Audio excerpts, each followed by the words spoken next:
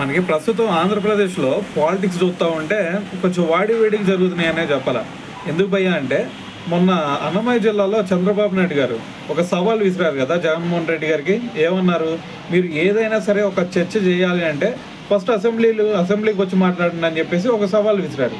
అయితే దీనికి కౌంటర్గా ఇటువైపు సజ్జల రామకృష్ణారెడ్డి గారు కూడా మాట్లాడారు కదా. ఏమన్నారు, మీకు గనక ధైర్యం ఉంటే నిజంగా మరి జగన్మోహన్ రెడ్డి గారు అసెంబ్లీకి రావాలి అని కనుక మీకు అనిపిస్తే మీరు ప్రతిపక్ష హోదా ఇచ్చి మాట్లాడండి. సో దాని తర్వాత మీరు ఆటోమేటిక్గా మేము అసెంబ్లీకి వచ్చిన తర్వాత జగన్మోహన్ రెడ్డి గారు వాయిస్ ఎలా ఉండిద్ది అనేది మీరు తర్వాత చూద్దరు కానీ అని చెప్పేసి ఒక స్టేట్మెంట్ ఇచ్చారు. అయితే ఇప్పుడు దీనికి రిప్లైగా ఇప్పుడు మన స్పీకర్ అయినటువంటి అయ్యన్న పాత్రుడు గారు కూడా సో దీని గురించి స్పందించారనమాట ట్విట్టర్ వేదిక. అయితే ఆయన ఏమని ట్వీట్ చేశారు అంటే, ఓకే ఇప్పుడు మీరు మరి ఏది ప్రతిపక్ష హోదా కావాలి అది ఇది అని చెప్తా ఉన్నారు కదా. అయితే మీరందరూ ఒకసారి అసెంబ్లీకి రండి. మీ 11 మంది ఎవరైతే ఉన్నారో వాళ్ళందరికి కూడా ఇటువైపు టీడీపీ ఎమ్మెల్యేలకి ఎలాగైతే టైం ఇస్తానో మీ అందరికి కూడా అదే టైం మీకు కూడా సరైన సమయం ఇస్తాను.